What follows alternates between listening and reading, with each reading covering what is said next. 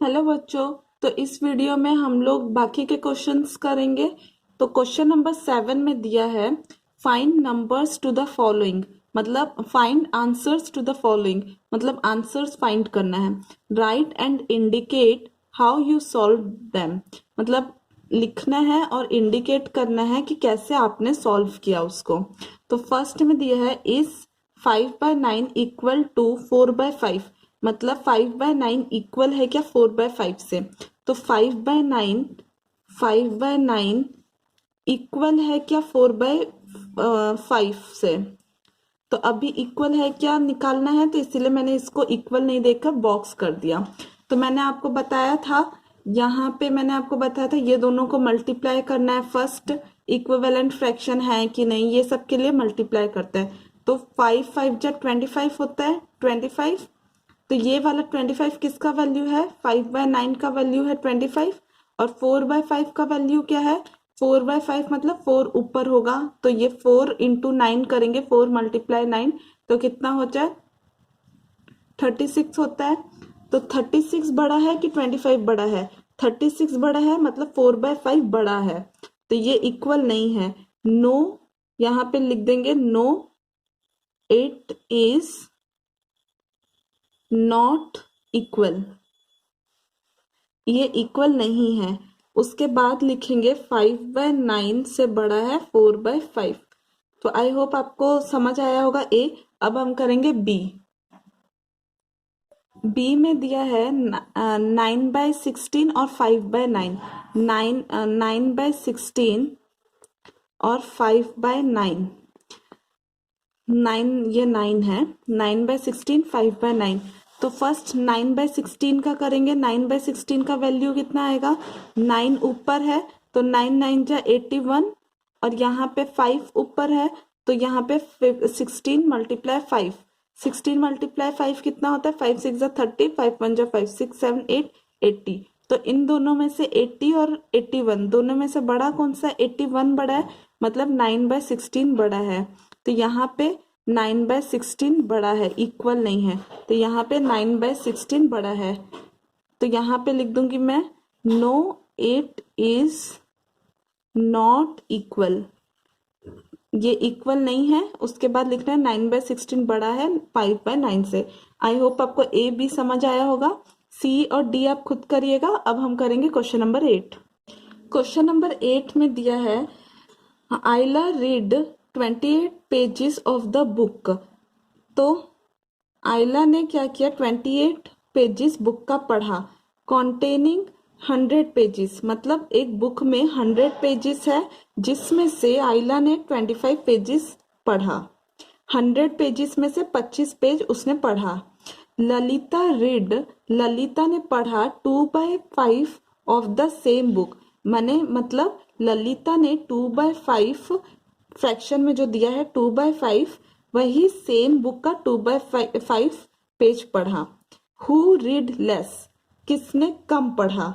तो यहाँ पे देखिए आइला ने पढ़ा है 25 पेज और ललिता ने पढ़ा है 2/5 पेजेस।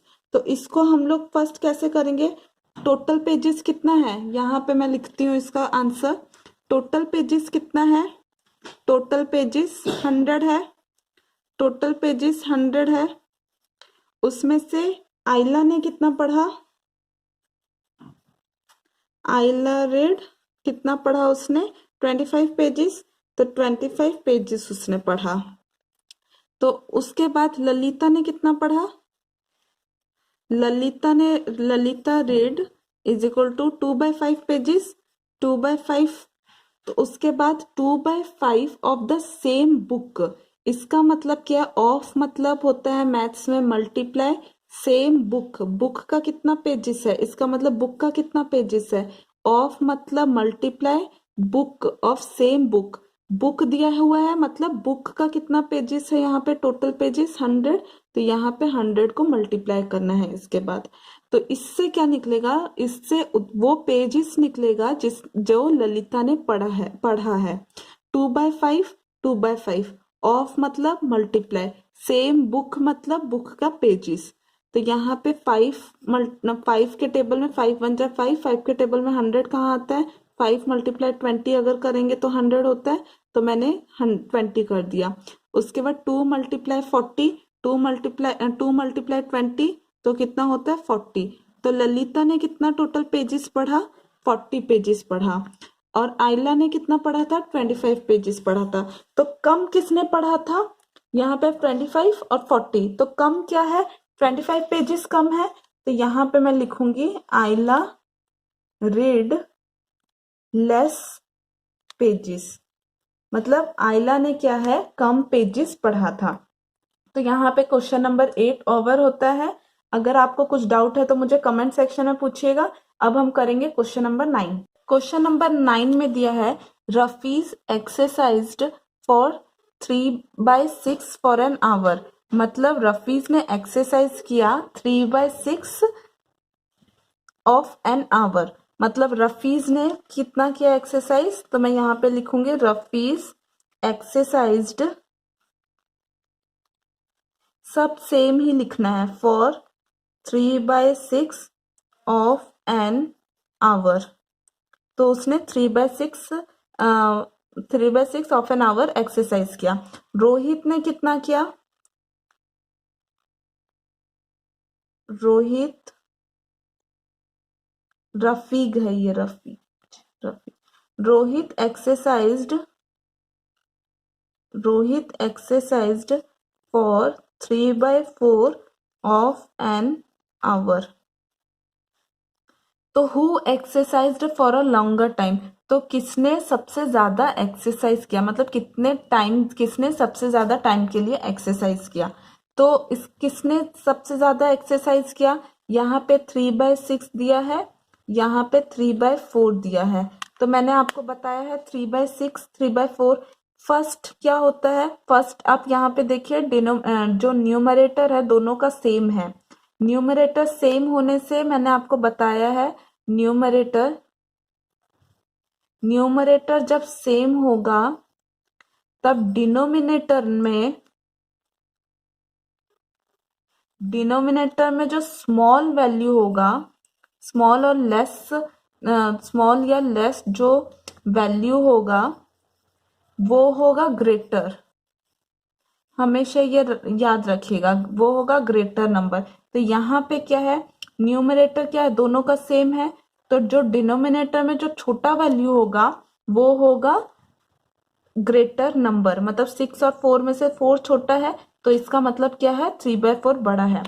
आप ये एक प्रोसेस यूज कर सकते हैं, या तो आपको जो इजी लगता है वो करिएगा, या तो और एक मेथड होता है 3/6 और 3/4 दिया है, इसका मतलब क्या है 3/6 का वैल्यू क्या है 3 मल्टीप्लाई 4, ये मैंने आपको लास्ट वीडियो में भी बताया था, मतलब 3/6 का वैल्यू क्या है 3 और 4 को मल्टीप्लाई कर देने से कितना आ रहा है 12, तो ये 3 और 4 को मल्टीप्लाई करने से इसका वैल्यू निकलेगा।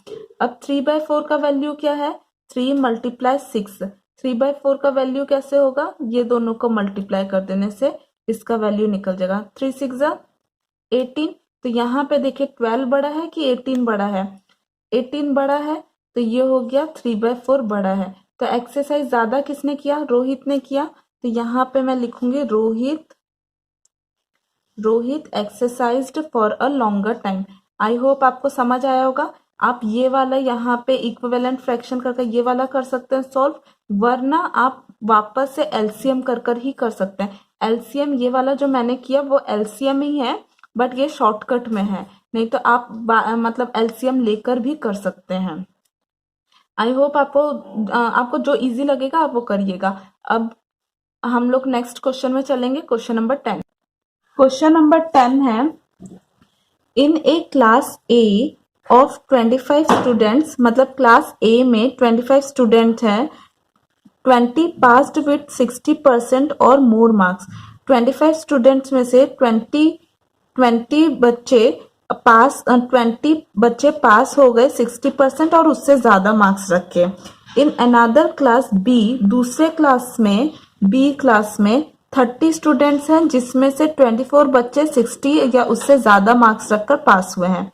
मतलब क्लास ए में क्लास ए क्लास बी, यहाँ पे मैं बनाकर समझा रही हूँ, बट ये मैं आपको रफली समझा रही हूँ खाली, ये एग्जाम में आपको नहीं लिखना है। तो यहाँ पे 25 बच्चे हैं, यहाँ पे 30 बच्चे हैं। 25 में से यहाँ पे 20 पास हुए और यहाँ पे 24 पास हुए बच्चे, मोर देन 60% मार्क्स रख के।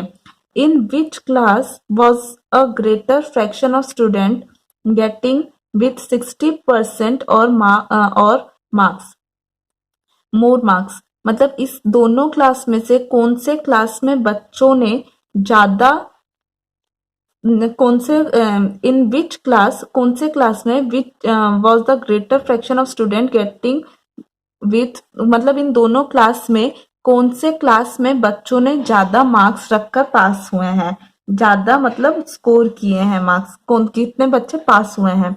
तो इसको फ्रैक्शन में निकालना है, कितने बच्चे पास हुए हैं ज्यादा, मतलब यहाँ पे 25 बच्चे में से 20 बच्चे पास हुए हैं, 30 में से 24 बच्चे पास हुए हैं। तो कौन से में, क्लास ए या क्लास बी, दोनों में से कौन से में बच्चे ज्यादा पास हुए हैं। तो यहाँ पे फर्स्ट क्या करना है, स्टेटमेंट, हमें ये वर्ड प्रॉब्लम है तो इसमें क्या करना है, स्टेटमेंट बनाना है। तो स्टेटमेंट क्या बनेगा, इन ए, क्लास ए में 20 स्टूडेंट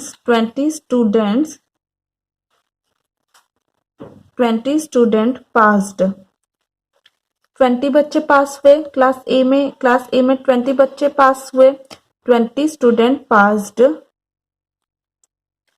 आउट ऑफ 25 स्टूडेंट्स, मतलब आउट ऑफ 25 स्टूडेंट्स मतलब 25 स्टूडेंट्स में से 20 बच्चे पास हुए क्लास ए में।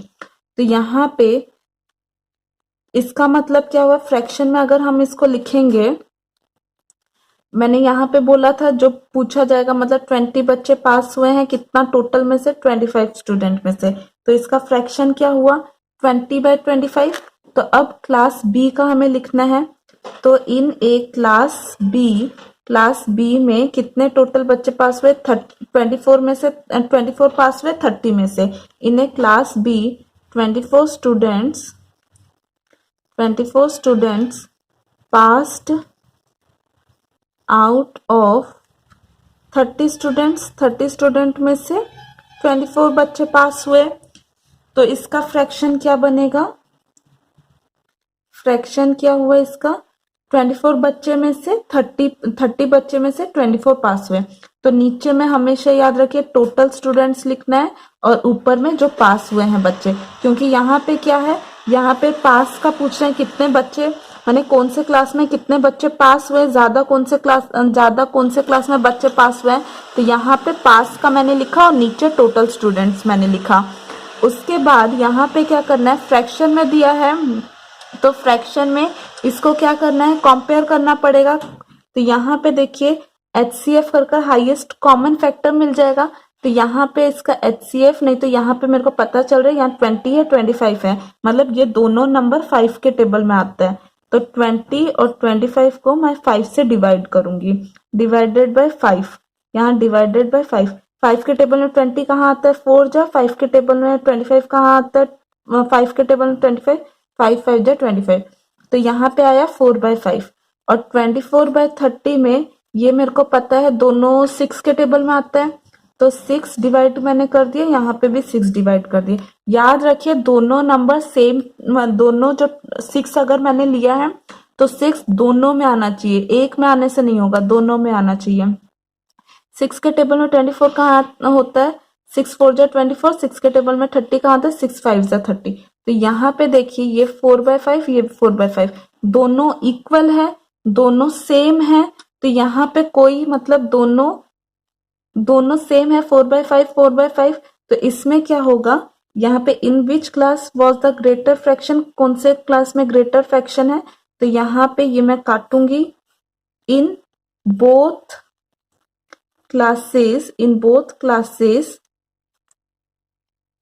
ए, ये वाला मैं मिटा देती हूँ क्योंकि ये मैंने समझाने के लिए सिर्फ आपको बताया था। तो इन बोथ क्लासेस, यहाँ पे मैं लास्ट में लिखूंगी, यहाँ पे भी मैं इवन लिख सकती हूँ, इन बोथ द क्लासेस, कौन सा क्लास है, A and B in both classes A and B, in both classes A and B have the same fraction, दोनों में सेम फ्रैक्शन है। तो इसका मतलब क्या हुआ, दोनों में सेम नंबर ऑफ बच्चे पास हुए हैं। मतलब यहां से जैसे 20 बच्चे पास हुए, मतलब इक्वल बच्चे पास होकर गए हैं। दोनों में फ्रैक्शन आपको चेक करना है। तो क्वेश्चन नंबर 10 यहाँ ओवर होता है, यहाँ पे एक्सरसाइज 7.4 ओवर होता है, खत्म होता है। तो अगर कुछ डाउट है तो कमेंट सेक्शन में पूछिएगा मुझसे। अगर आपको वीडियो पसंद आता है तो लाइक करिए, शेयर करिए अपने फ्रेंड्स के साथ, और अगर आपने अब तक चैनल को सब्सक्राइब नहीं किया तो सब्सक्राइब कर दीजिएगा ताकि मेरा नेक्स्ट वीडियो का नोटिफिकेशन आपको मिलता रहे। Okay, thank you.